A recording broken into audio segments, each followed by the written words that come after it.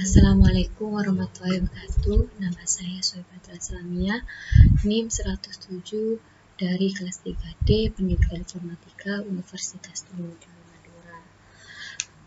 Kali ini saya akan menjelaskan tentang normalisasi basis data. Apa sih itu normalisasi?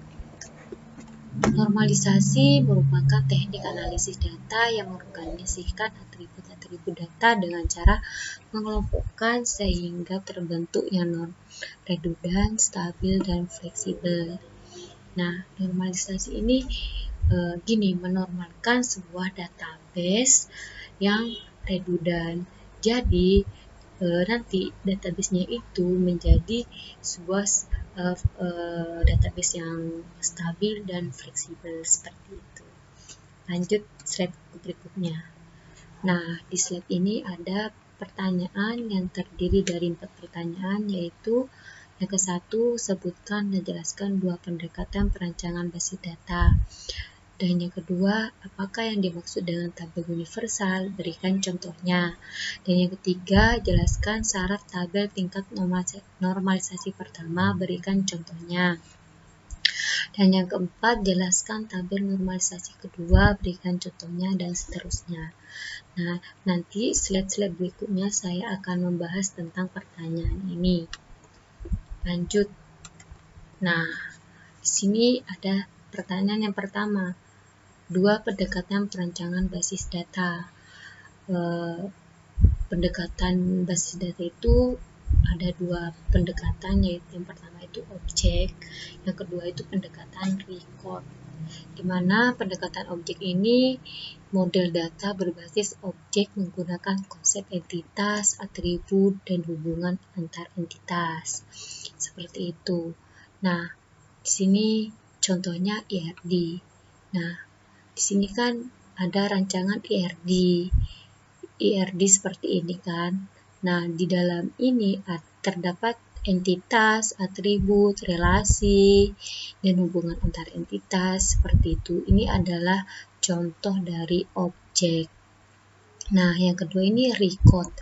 Pendekatan berbasis record ini berbentuk sebuah tabel yang berisi dari entitas, atribut, dan hubungan antar entitas seperti itu. Lanjut. Yang kedua itu tabel universal, di mana tabel universal merupakan sebuah tabel yang merangkum sebuah kelompok data saling berhubungan, maka dapat dikatakan tabel apa adanya sehingga terjadilah multivalue. Nah, di sini tuh tabel universal itu seperti ini. Tabel yang kelompok datanya tuh saling berhubungan, dimasukkan semua ke dalam tabel. Maka itu tabel itu tidak baik. Jadi akan terjadilah multivalue, yang gimana memiliki satu kolom yang bernilai lebih dari 1, ya kayak nama MK, kode MK, nama dosen, kode dosen. Ini adalah bernilai lebih dari 1, seperti itu. Lanjut yang lanjut pertanyaan yang ketiga itu normalisasi 1NF, tabel normal pertama, di mana syarat-syarat tabel itu harus memenuhi syarat-syarat tabel 1NF itu ada 3, yaitu yang pertama atribut harus bernilai atomik, tidak bernilai ganda. Terus yang kedua itu menambah atribut yang diperlukan khususnya calon primary key. Ini yang kedua itu maksudnya gini, semisal atributnya itu primary key, maka primary key itu boleh menambah tabel baru yang berisi calon primary key-nya, seperti itu. Dan yang ketiga, tidak adanya atribut multivalue. Nah, ini contohnya. Di sini kan kode matkul itu ada 2. Ini bernilai ganda, maka tidak boleh kan untuk syarat-syarat tabel 1NF. Jadi saya di sini yang contoh kedua ini membuat tabel yang tidak bernilai ganda atau bernilai atomik seperti itu. Nah, di sini kan ada kode matkul 1 dan kode matkul 2. Nah, di sini yang 1 2 3 4 ini sampai 1 2 1 3 2 4 ini adalah kode matkul yang pertama, dan yang di bawahnya ini 1435 sampai 1545 ini adalah kode matkul yang kedua, agar contoh yang kedua ini menjadi bernilai atomik seperti itu. Lanjut ke normalisasi yang kedua, NF. Nah, syarat-syaratnya itu apa aja sih? Yang pertama itu harus memenuhi syarat 1 NF, itu harus. Nah, misalnya tabelnya masih tabel universal, maka kita itu harus dikomposisikan dulu agar bernilai atomik atau tidak bernilai ganda, seperti itu. Dan yang kedua, evaluasi atribut. Nah, evaluasi atribut yang ketiga itu menciptakan hubungan antara tabel baru dan tabel lama dengan menciptakan foreign key. Seperti ini, menciptakan hubungan antara tabel baru dan menciptakan foreign key.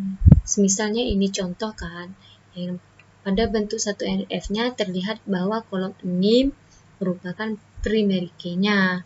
Nah, di sini ada NIM. NIM itu NIM itu primary key-nya tergantung pada nama, dosen wali, artinya bahwa atribut nama dan dosen wali itu tergantung pada NIM kan. Nah, tetapi NIM ini tidak bergantung pada kode matrikul itu tidak bergantung pada NIM. Maka terjadilah seperti ini, sehingga bentuk jadwal NF-nya terbagi atas dua tabel. Nah, di mana NIM ini, nama dan dosen wali ini tergantung pada NIM, ya kan? Terus NIM sama kode matkul yang tidak tergantung pada NIM, seperti itu. Nah, kita lanjut ke normalisasi 3NF atau BCNF. Nah, di sini harus memenuhi syarat 2NF kan. Nah, yang kedua itu pada 3NF tidak diperkenan adanya partial transitive dependensi dalam sebuah tabel. Nah, dependensi ini apa sih? Biasanya terjadi pada hasil relasi atau kondisi di mana terdapat 3 atribut A, B, C. Misal kondisinya adalah A dan B kan. A dengan B dan B dengan C, maka C itu dikatakan sebagai transitive dependensi terhadap A melalui B, seperti itu. Kita langsung ke contohnya saja. Ini contoh tabel 3NF, tabel berikut memenuhi 2NF tapi masih belum memenuhi 3NF. Nah, di sini kan ada tabel mahasiswa.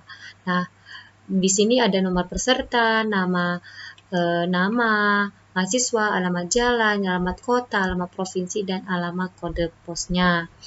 Nah, karena masih terdapat atribut non-primary key, itu yang non-primary key itu alamat kotanya dan alamat provinsi. Nah, yang memiliki ketergantungan terhadap atribut non-primary key yang lainnya, yakni dalam kode pos ini alamat kota dan alamat provinsi ini masih bergantung ke alamat kode pos yang tidak non-primary key juga kan. Nah, jadi alamat kode pos ini adalah alamat provinsi dan alamat kota yang terdapat alamat ini kan.